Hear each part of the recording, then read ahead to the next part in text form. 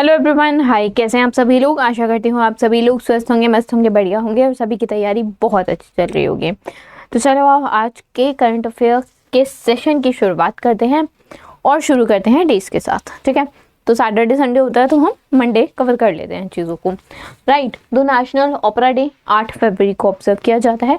उसके अलावा deworming day जो है वो 10 फरवरी को ऑब्जर्व किया जाता है। डिवॉर्मिंग मीन्स वॉर्म मीन्स कीड़ा, तो to treat the disease basically caused by worms is deworming, right? And the day is observed on 10th of February.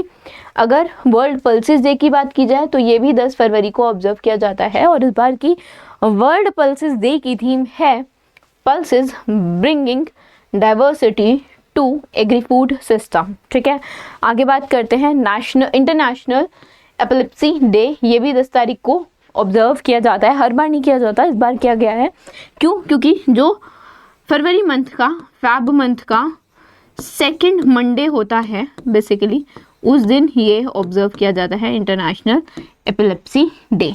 10 फरवरी को international day of Arabian leopard भी ऑब्जर्व किया जाता है। आगे चलते हैं, क्वेश्चंस पे आते हैं, news in form of questions. 5th joint working group meeting हुई है ministry of defence of India and Spain के बीच में। ठीक है, and it was held recently. And कहाँ पे हुई? ये नई दिल्ली में हुई थी, न्यू दिल्ली में हुई थी।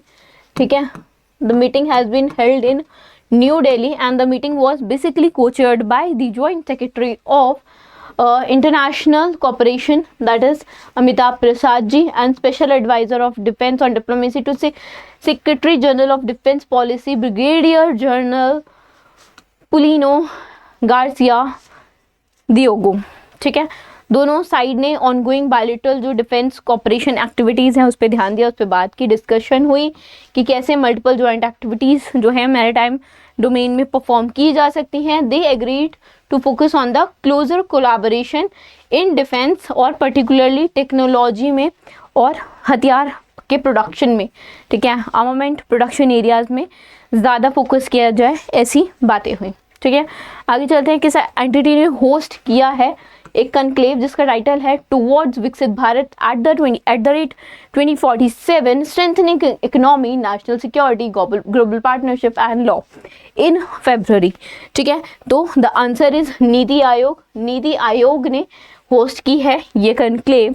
ठीक है, एंड जो इवेंट है it features in a lineup of panel discussion, की नोट्स थे, कुछ विचार विमर्श किए गए, थीम्स पे फोकस किया गया कि कैसे इंडिया की जो डेवलपमेंट जर्नी है अगले 2 दशकों तक उसको कैसे लेके जाया जाएगा आगे, ग्रोथ को, डेवलपमेंट कैसे होगी, वो सारी बातें हुई। कि हाईलाइट में पैनल डिस्कशन है जो इकोनॉमिक ग्रोथ और कॉम्पिटिटिवनेस, ग्लोबल कॉम्पिटिटिवनेस बाय 2047 पे फोकस किया गया। ठीक है, डिस्कशन हुई पॉलिसीज़ पे, एकेडमिया एक्सपर्ट्स ने डिस्कशंस की। ठीक है, जनरली कनक्लेव्स जो होती हैं, कॉन्फ्रेंसेस जो होती हैं, उनमें डिस्कशन ही होता है। Supply chain resilience, national defence पे बेसिकली एड्रेस किया गया इनको, particular solutions that need to be provided for mitigation supply chain disruption, and जो रोल है public private partnership PPP model का ने डिफेंस सेक्टर में, उसको भी एक तरह से बताया गया, हाईलाइट किया गया। हेडक्वार्टर बताना है इंडियन आर्मी ईस्टर्न कमांड का, जिसको रीनेम किया गया है विजय दुर्ग। अच्छा, ये पोर्ट विलियम था पहले। ठीक है, अब क्या नाम हो गया? विजय दुर्ग। ठीक है, कहाँ पे लोकेटेड है ये? तो ये लोकेटेड है कोलकाता में। ठीक है, वेस्ट बंगाल, कोलकाता में लोकेटेड है। विजय दुर्ग न्यू नाम दिया गया है and it is derive from the oldest fort Sindhudurg जो है महाराष्ट्र में है, उससे ये नाम लिया गया है। नेवल बेस रहा है जो मराठाओं का, मराठा साम्राज्य का। ठीक है, फोर्ट विलियम की अगर हम बात करें तो ये ब्रिटिशर्स द्वारा 1781 में बनाया गया था और ये जो है वो किंग विलियम थर्ड इंग्लैंड के जो थे उनके नाम पे इस पोर्ट का नाम रखा गया था। एक स्ट्रैटेजिक लोकेशन थी, ईस्टर्न बैंक था हुगली नदी पे। ठीक है, इस वजह से उस दुर्ग को वहाँ बनाया गया ताकि ट्रेड को कंट्रोल किया जाए, मिलिट्री ऑपरेशंस को कंट्रोल किया जाए बंगाल में उस टाइम पे। ठीक है, उसके अलावा किचनर हाउस जो फोर्ट विलियम में था उसको भी रीनेम कर दिया गया, मानकिश हाउस रख दिया गया, और सेंट जॉर्ज गेट को भी शिवाजी गेट के नाम से रीनेम कर दिया गया। राइट, आगे चलते हैं। ग्लोबल फाइनेंस इंस्टीट्यूशन जो है जिसे फंड किया गया है केरला हेल्थ सिस्टम के द्वारा, Kerala health system improvement programme के द्वारा with a loan of 424 crore का लोन है। तो इनमें से किस फाइनेंशियल इंस्टीट्यूट ने फंड किया है केरला को, ठीक है, Kerala health system improvement programme को इनमें से किसने फंड किया है? तो फंड जो किया है फाइनेंशियल इंस्टीट्यूशन वो है वर्ल्ड बैंक, वर्ल्ड बैंक ने फंड किया है। राइट, तो ये जो प्रोग्राम है it basically focused on health care sector पे फोकस है, और कुछ इश्यूज हेल्थ केयर सेक्टर में जैसे नॉन कम्युनिकेबल, ठीक है, नॉन कम्युनिकेबल डिजीज हो गए, इमरजेंसी सर्विसेज हो गई, एल्डर लोगों के लिए, बुजुर्गों के लिए केयर, ठीक है, इन सब चीज़ों पे गरीब लोगों की केयर, ठीक है, पुअर जो those who can not afford services उनको लाइक प्रायोरिटी पे रखा गया है।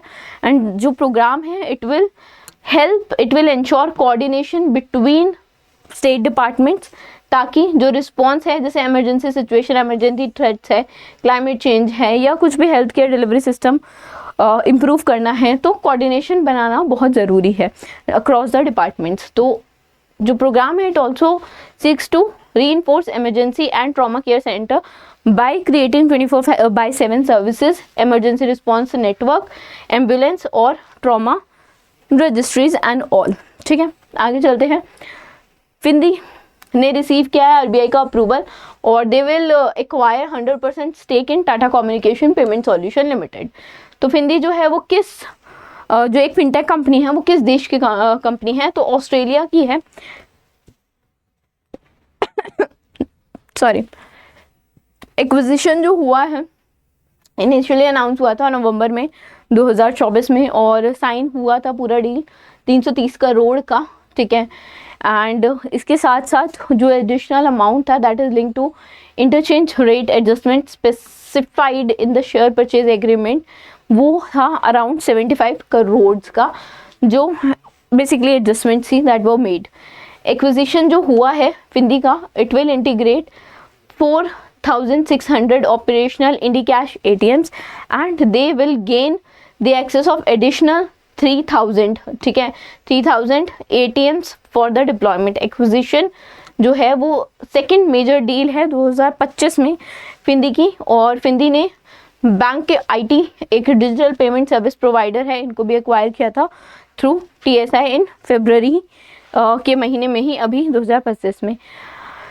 Dash government has secured the National Bank for Agriculture and Rural Development approval for 127 project जिनकी वर्थ है 903 करोड़ रुपए, ठीक है। तो हिमाचल प्रदेश की गवर्नमेंट है, ये आंसर सही होगा, हिमाचल प्रदेश की गवर्नमेंट है जिन्होंने सिक्योर किया है नाबार्ड से 127 प्रोजेक्ट्स का अप्रूवल, एंड उसकी वर्थ है 903 करोड़ रुपए।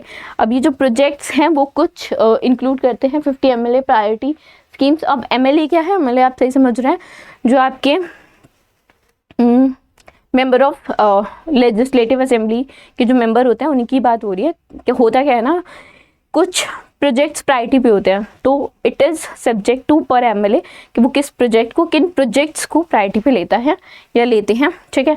तो उसके अकॉर्डिंग 50 प्रोजेक्ट्स जो है 50 MLA प्रायोरिटी स्कीम्स हैं जो अंडर पब्लिक वर्क डिपार्टमेंट है, and that work given 412 crore of rupees worth. और जो 23 MLA प्रायोरिटी स्कीम्स हैं जो जल शक्ति विभाग के अंदर आती हैं उन्हें 179 करोड़ रुपए दिए जाएंगे, और स्कीम में 2 मेजर इनिशिएटिव्स हैं, ठीक है। And it will establish 1.5 LLPD that is 1.5 lakh litre per day of capacity dairy processing plant at Dagwar in Kangra district, and 96 electric buses charging station जो है वो भी इस्टेब्लिश किए जाएंगे। आगे चलते हैं। सराची रार बंगाल टाइगर ने जीता है men's hockey India league. 24-25 by defeating which of the following team.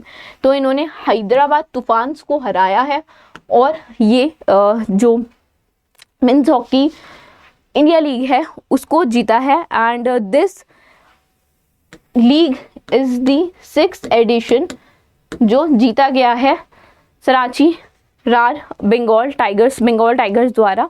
ठीक है, फाइनल मैच जो था वो Birsa Munda international hockey stadium Rourkela Orissa में हुआ।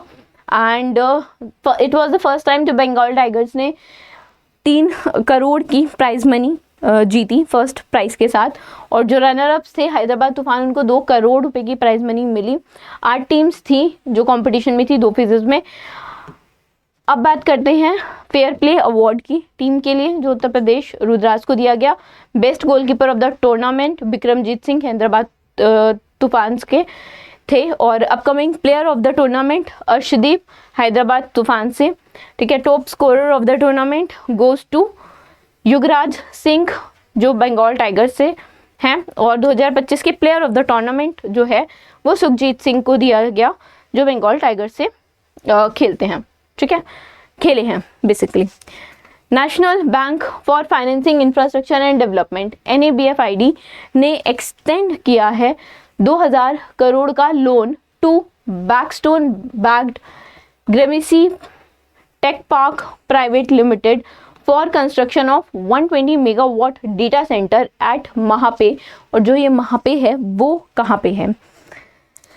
It is in basically Mumbai. ठीक है, डेटा सेंटर वहाँ पे मुंबई में it will be constructed and it will be the second such data centre जो ग्रेमेसी न्यू मुंबई में बनेगा। डेटा सेंटर जो है it will cater to computing and storage infrastructure demand that is driven basically by 2 primary drivers और factors. पहला है enterprise जो rapidly shift कर रही है बिजनेसेस को डिजिटल प्लेटफॉर्म पे, जैसे क्लाउड कंप्यूटिंग की जाती है, क्लाउड पे सारा डेटा लिया जाता है। ये एक ट्रेंड बन गया है कोविड के बाद से। और दूसरा जो फैक्टर है, प्राइमरी फैक्टर है, वो है increase accessibility of high speed data, क्योंकि we need internet for accessing data. ठीक है, and this include social media, over the top OTT platforms, और आपके जो डिजिटल पेमेंट्स हैं वो भी इसी में ही इंक्लूडेड हैं। ठीक है, इसी में ही है। अच्छा, एक चीज़ और, NABFID जो है वो कब उसको स्टार्ट किया गया?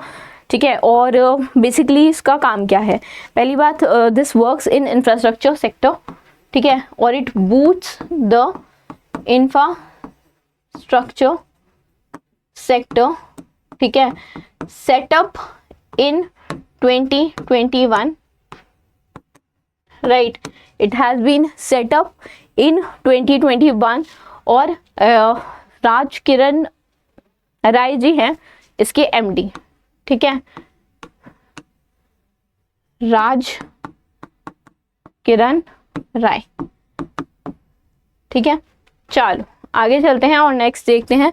नेक्स्ट क्वेश्चन है, उड़ीसा चीफ मिनिस्टर मनोहर चरण मांझी जी ने अनरिवील किया है विकसित गांव विकसित उड़ीसा स्कीम को, एंड ये बेसिकली फोकस करता है on rural infrastructure across the state. ये स्कीम जो है it have an allocation of 5,000 crore over the 5 year of period. 5 साल की अगर बात करें तो 5,000 करोड़ रुपए जो है वो एलोकेट किए गए हैं इस स्कीम के लिए, that is BGBO, that is विकसित गांव विकसित उड़ीसा। और जो गवर्नमेंट है उन्होंने 1000 करोड़ जो है वो स्कीम के लिए एलोकेट किए हैं, और वो किए थे 2024-25 के लिए, और 5,000 करोड़ जो है वो 5 साल के लिए स्पेंड किए जाएंगे इन द कमिंग 5 ईयर।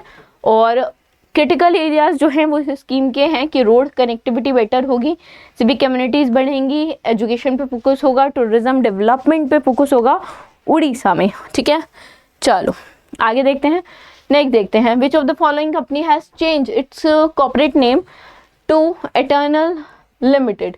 ठीक है, तो जोमेटो ने अभी हाल ही में अपना नाम चेंज करके एटर्नल किया है, क्योंकि जैसे प्रोडक्ट लाइन जो है उसकी काफ़ी वाइड हो गई थी। जोमेटो खुद एक चीज़ और है, देखो जोमेटो जो फूड कंपनी है बेसिकली, उसका नाम चेंज जो है वो वैसे ही रहेगा, नाम चेंज नहीं होगा उसका। रीब्रांडिंग जो की गई है वो की गई है स्टॉक टिकर्स की, स्टॉक्स की। बेसिकली स्टॉक जो है वो जोमेटो से इटर्नल पे आ जाएंगे, बट जोमेटो अगर आप ऐप की बात करेंगे तो ऐप का नाम जोमेटो ही रहेगा, ठीक है। बट उसके अंडर जो कुछ बिजनेस लाइंस हैं, जैसे जोमेटो स्टॉक्स की बात करें, ब्लिंकिट की बात करें, हाइपरप्योर की बात करें, या डिस्ट्रिक्ट एक इनका लॉजिस्टिक बिजनेस है, ठीक है। सप्लाई चेन मैनेजमेंट के लिए एक बिजनेस है, लॉजिस्टिक बिजनेस है। हाइपरप्योर सप्लाई करता है रेस्टोरेंट को, ठीक है। B2B बिजनेस टू बिजनेस एक एंटिटी है, एक ऑर्गेनाइज एक लाइक कंपनी है। ब्लिंकिट वी नो, आप कुछ भी ऑर्डर करें 10 मिनट में आपके पास, एक कॉमर्स कंपनी है, कोई कॉमर्स प्लेटफॉर्म है जिससे you can have anything, right. Deepinder Goyal आप जानते हैं, group CEO and cofounder हैं किसके, जोमेटो के। अच्छा, इसके साथ साथ एक चीज़ और थी, और वो चीज़ है कि अभी रेट्स RBI में जो संजय मल्होत्रा जी हैं, ठीक है,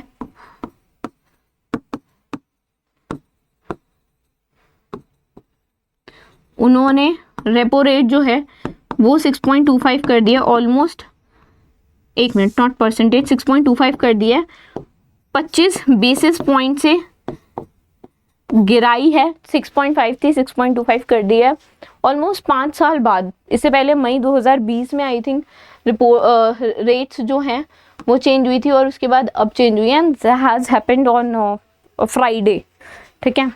so this was it from today's session. Thank you so much.